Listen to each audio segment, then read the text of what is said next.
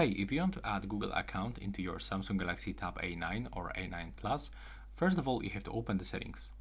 Next, you have to scroll down and you have to go into the accounts and the backup. Then tap to manage accounts and click on the plus to add account.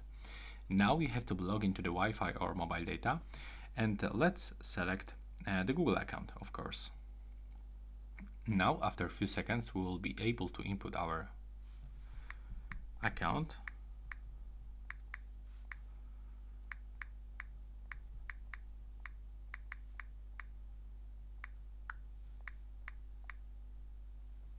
And then click next to input your password. If you want to see your password, you can just click here to show the password. So let's do this right now. I'm gonna do this out of the camera. And if you finish, just click on the next button. And now click to I agree. Now just wait, you can turn on to use the basic device backup, but I'm gonna turn it off.